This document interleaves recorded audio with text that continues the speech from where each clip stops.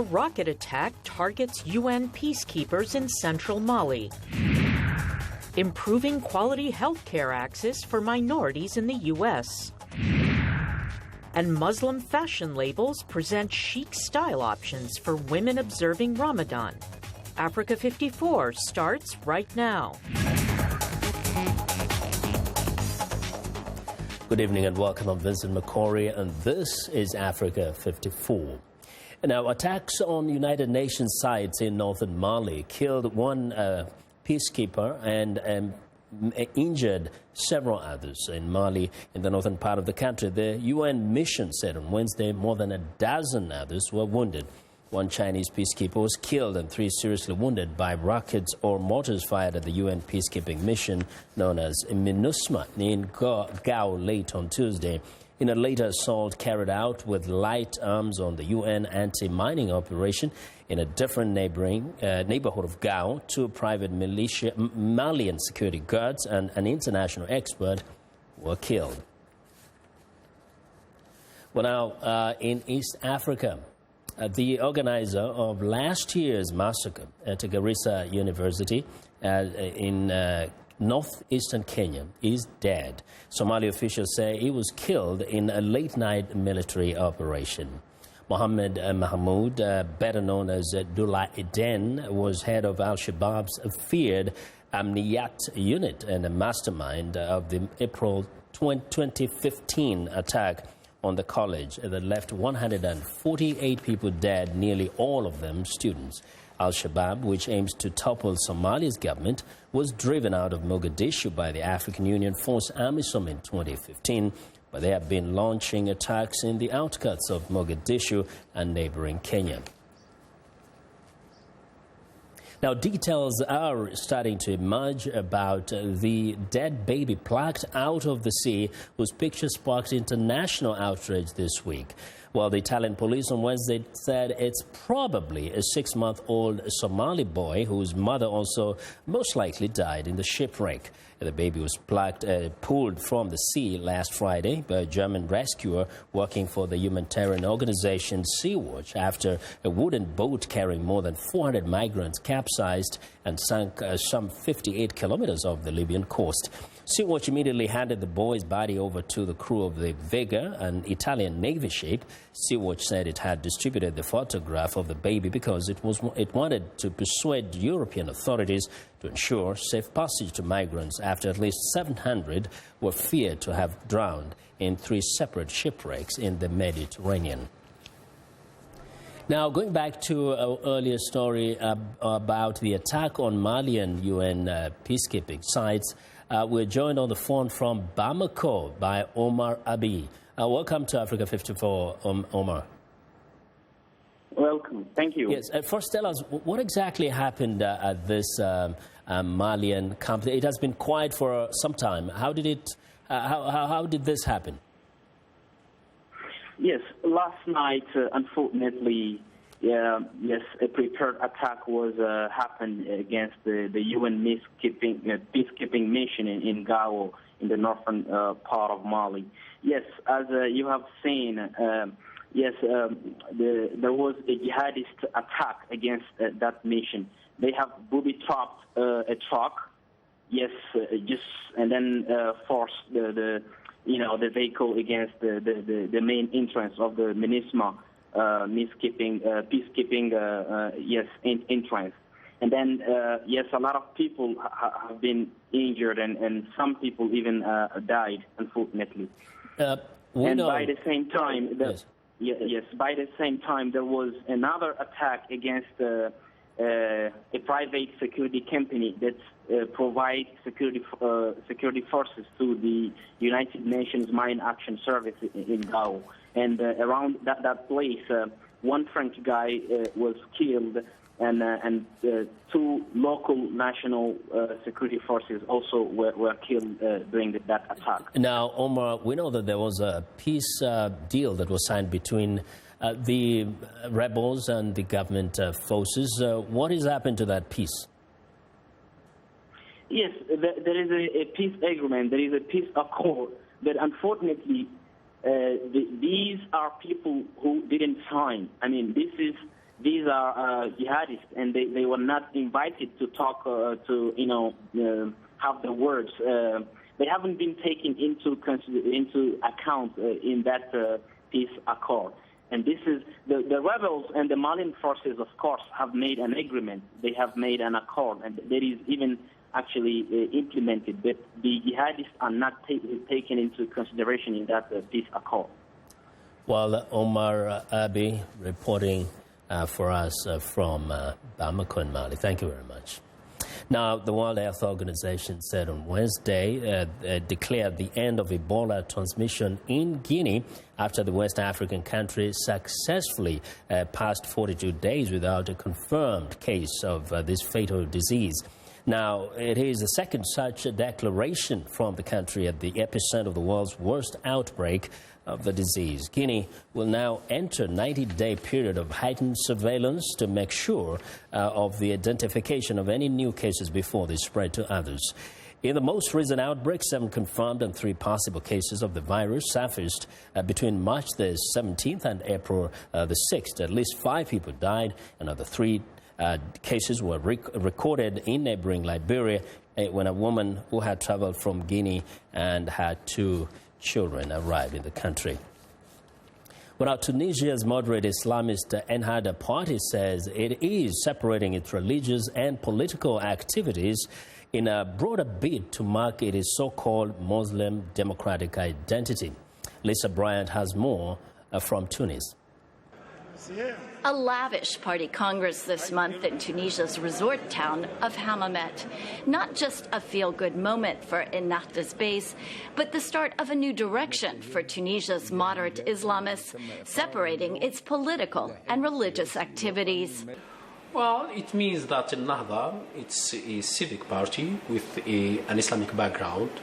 But it is a political party like any other political parties in a democratic country. The change means elected officials can no longer hold religious and civic positions at the same time. Party leaders like Abdeslam say the split will help Ennahda to better focus on issues like turning around Tunisia's battered economy and high unemployment.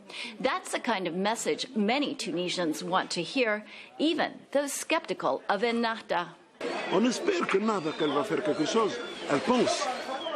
We hope Ennahda will do things, that they will think about Tunisia and Tunisians.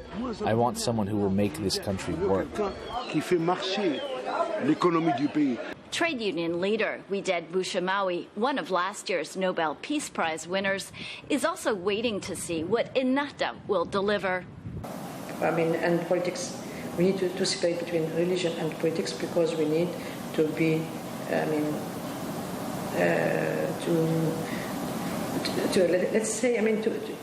to be like other countries, but also to be proud about our religion. Yeah. Others don't trust Ennahda, which failed to boost the economy or initially crack down on radical Islamists during its stint as the first post-revolution government. Ennahda is really backwards. It doesn't look to the future. So the party still needs to convince many Tunisians it's serious about its brand of Islamic democracy and exactly what that label really means. Lisa Bryant for VOA News, Tunis. Now, if a young Dutch-Moroccan app developer had his way, Muslims in the Netherlands will be able to rate their imams online. Mohammed Mouman says imams rarely get feedback from their followers. Now, he believes his app can give prayer leaders a better picture of what's happening in their communities and can also keep young people from being radicalized. Zedinho Roosblad has more from Amsterdam. 39-year-old Mohammed Mouman calls his app Minbar, which means tribune. It allows worshippers at a mosque to rate the imam and his sermons. He says Minbar can change the way Muslims communicate with their imams. The Minbar is bedoeld for imams. It's a platform to bring imams and their following closer together and make them understand each other better. This way, the imam can also see what's happening within the community. En dan kan de imam ook zien wat speelt onder zijn luisteraars. The app is easy to use. Users can search for their mosque and see how many likes it has, what feedback the imam has been given, and give their own opinion about their worship leader. Mooman got the idea when he visited a mosque, had a question, and realized he could not simply raise his hand and ask the imam to explain something. Ik zat in de moskee en toen wou ik eigenlijk mijn vinger opsteken. I also didn't feel comfortable to go up to the imam and say it face to face.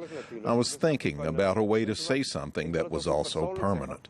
That's when I was thinking about mobile and something for the imam to read later. Mooman thinks this app can also be used to tackle jihadism and radicalization. He says many young people get drawn to radical ideas online, like those spread by the Islamic State, because they cannot fully connect to their mosque and imam. Nou, ik denk dat Minbar ook een oplossing biedt voor radicalisering. Omdat natuurlijk ISIS en andere... ISIS and other radical extremist groups are avid users of social media to recruit new members. Leden te werven en om jihadisten te werven. But we can facilitate a counter-jihad by drawing young people to our app to fight a more intellectual form of the jihad. Een intellectuele jihad te faciliteren. VOA asked several imams what they thought of the app, but none were willing to comment. Theologian and Muslim scholar Hassan al-Bakali says he thinks that just giving a like or dislike might be oversimplistic. But as someone who sometimes preaches himself, he says getting feedback is much needed. I think that feedback is important. It gives you an idea whether you're still on the right path or not, or whether there's a demand from the community to discuss certain issues. One problem in the Netherlands is that many imams have been brought from countries like Turkey and Morocco. Often they don't speak Dutch and therefore miss a connection with worshippers, especially those who barely speak Arabic. You cannot carry your responsibility if you don't know what's happening in the community. As someone who's coming from abroad, you can get a short introduction, but it'll never be the same as someone who lives in that community and knows what needs there are. Mooman is now working to expand the app, opening a crowdfunding campaign to finance its further development. Serginho Roosblad for VOA News, Amsterdam.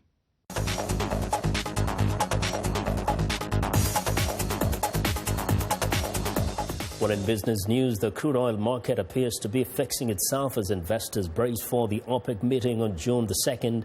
For the details, Africa 54 business correspondent Jill Malandrino joins us live from New York. Hi, Jill. Hey, Vincent. So OPEC ministers are going to meet on June 2nd. And it's for the group's biannual meeting in Vienna. And the tone sounds a bit more upbeat than it has in the past. Ministers from the United Arab Emirates and Nigeria believe that the strategy of letting low prices eradicate surplus production is working, and that accelerating demand is also helping to balance the market. Recall that oil prices have now risen over 80% since a $26 low was hit in February. Now, do you expect any changes to emerge from this meeting? Well, the general consensus is that OPEC will leave the current strategy in place. The key is demand is stronger than expected, helped by declining U.S. production and outages in Canada and Nigeria, particularly in the Delta. Demand in the first quarter was driven by India, and that country has now overtaken China as the main growth market for oil. And clearly there is a change in tone in the oil market, different than we heard at the beginning of the year, right? Right. Over the past 18 months, we've been talking about the supply glut, and now the conversation is geared towards demand and drawdowns. The IEA is forecasting an increase in demand, and Wall Street analysts like Goldman Sachs see oil stabilizing at $50 to $60 because trends appear to be getting better. My only concern is if and when oil stabilizes at higher levels, producers will turn the spigot back on in an attempt to make up for losses. So demand has to remain at strong levels. Otherwise, we run the risk of a supply glut again. Jill, thank you very much. Thank you. Africa 54 business correspondent Jill Malandrino reporting live from New York. We want to know what you think about Africa 54 and the stories we covered. Join the conversation on Facebook. The address is Africa 54, and check out our headlines 24/7 on voaafrica.com. Find me on Twitter at VOA Vincent Makori. Coming up, the state of minority health in the U.S. Stay with us.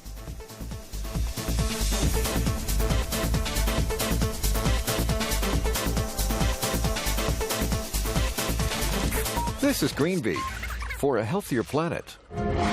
Ulaanbaatar is the world's coldest capital and not coincidentally one of the world's most polluted cities.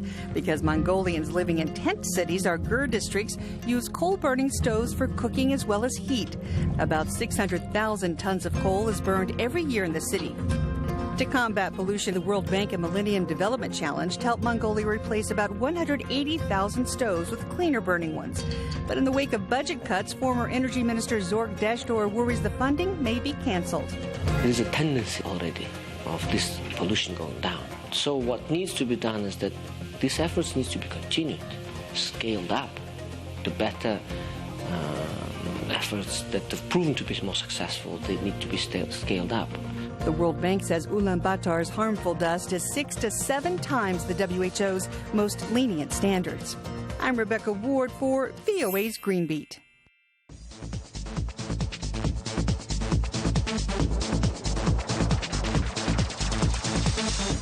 Well, more and more people are fighting obesity, heart disease, and diabetes in Africa and around the world.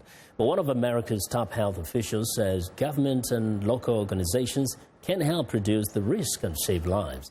She's Dr. Nadine Gracia, a deputy to the U.S. Secretary of Health and Human Services and the director of the agency's Office of Minority Health. She shares some of our key insights in today's One-on-One with Peter Clotey.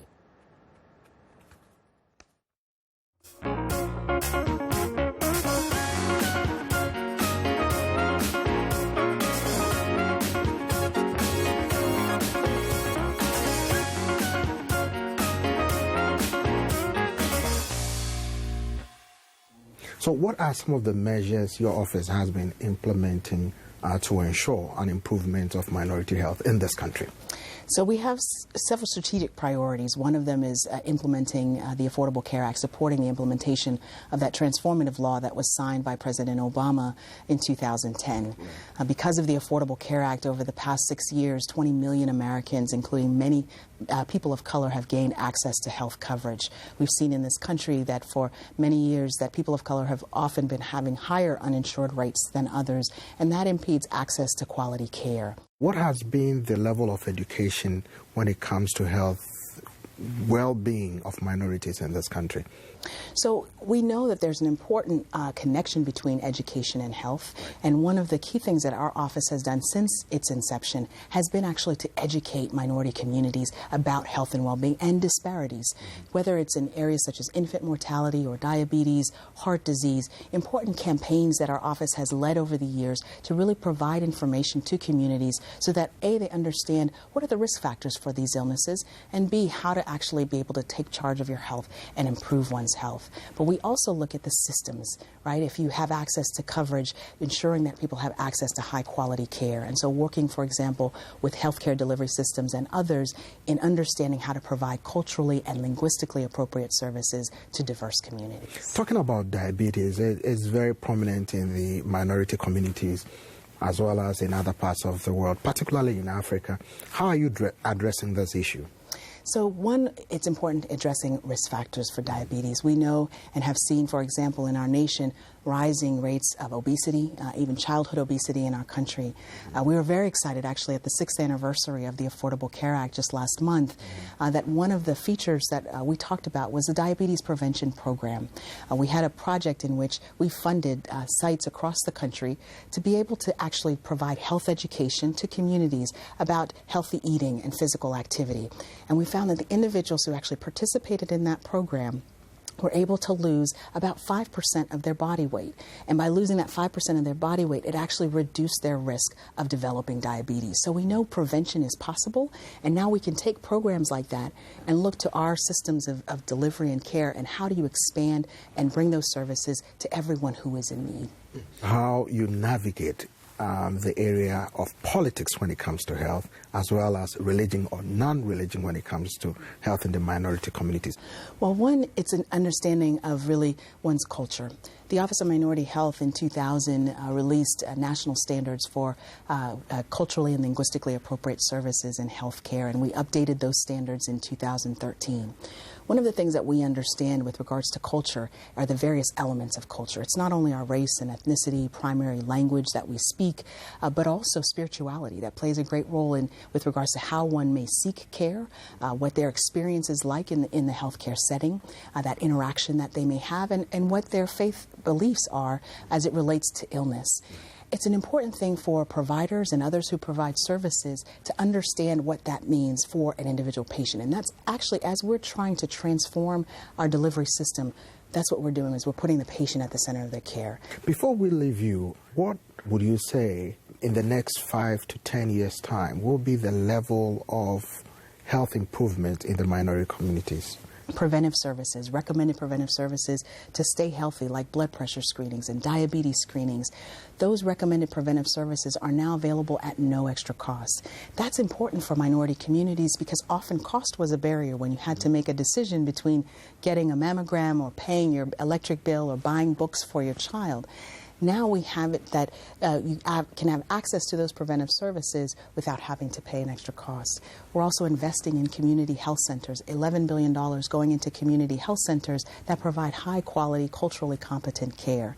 This is an important source of care for minority communities who often lack a usual source of care because of the patients that are served. Almost 2/3 of those individuals are racial and ethnic minorities. So we have really started to see a transformation of our health and health care for the nation in improving access, but also improving quality of services. And so the opportunity really abounds for us as a nation to really accelerate our efforts to achieve equity for all communities, including communities of color. Dr. Gressa, thank you for joining us. Thank you. It's a pleasure. Thank you.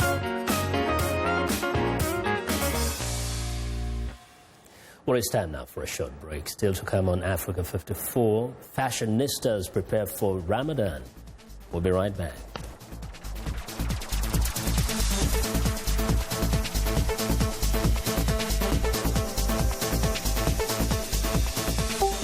Facebook, Twitter, Instagram. They tell you what people are talking about. So, for an in-depth look at the stories trending high on social media, turn to #VOA. It's not your typical talk show. From politics to pop culture, #VOA brings in the people leading the conversation, engages the audience, and gets answers to your questions. #VOA. Smart talk for smart people.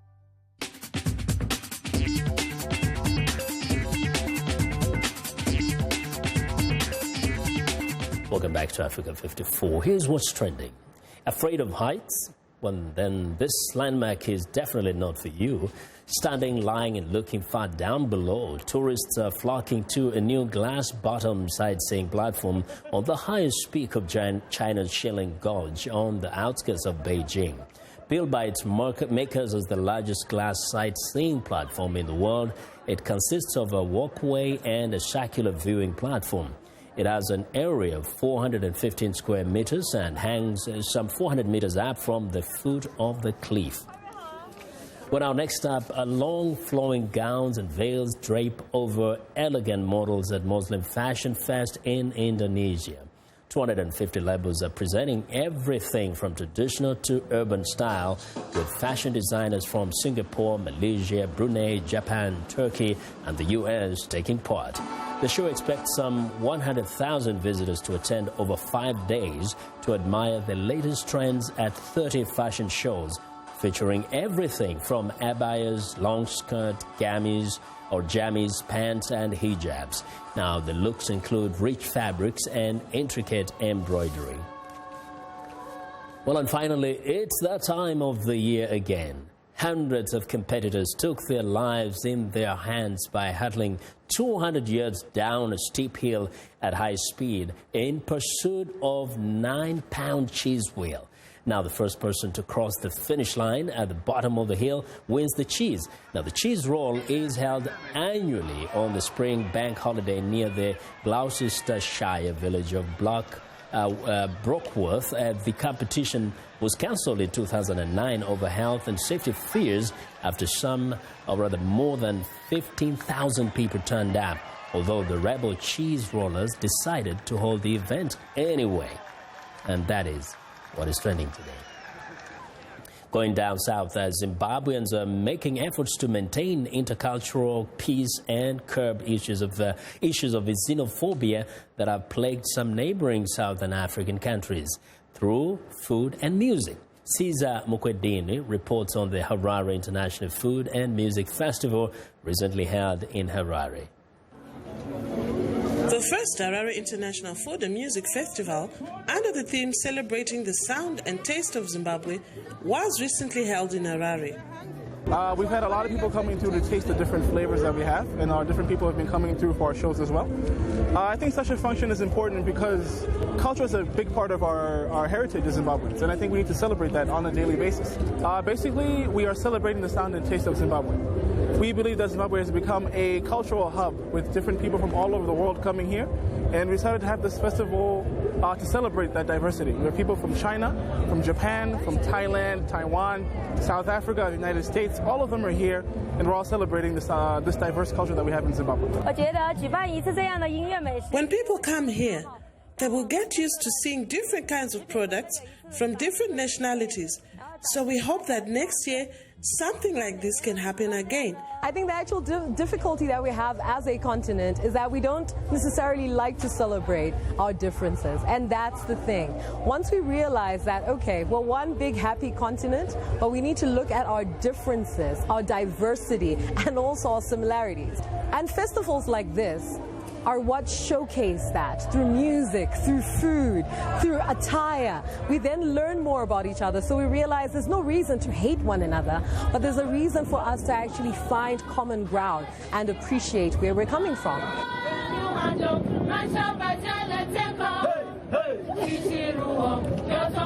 We're going to try the fried noodles, the beef fried noodles. And we're gonna try to use chopsticks, actually. I can use chopsticks. She can use chopsticks, but I'm gonna try. How do you do this? Oh wait, I've got it. Xenophobia is a topical issue right now in the world. We understand that in South Africa and Zambia, people are experiencing challenging times. People are being mistreated for different reasons. But here in Zimbabwe, we're trying to bring people together. We're trying to let people understand that it doesn't matter where you're from, it doesn't matter who you are, what color, what race, we're one people. So I think food and music do a great job of breaking down those barriers. Well, that report by Vincent Makori in Harare, Zimbabwe. And that's our show for today. Be sure to watch Africa 54 on our website at voaafrica.com. For more news, tune in to VOA's evening radio show, Africa News Tonight, at 1800 UTC, and in the mornings to Daybreak Africa between 0300 and 0600 UTC, Monday through Friday. Thanks a lot for watching from all of us in Washington. Have a good night.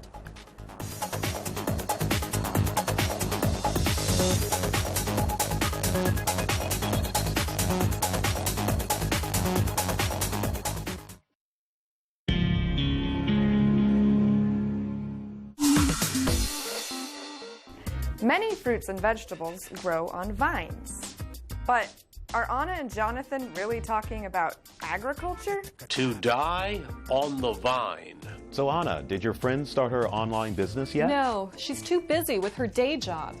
And she doesn't have any startup money. That's too bad. Her idea sounded really great. Yeah, but she didn't invest time or money. So her great idea just died on the vine.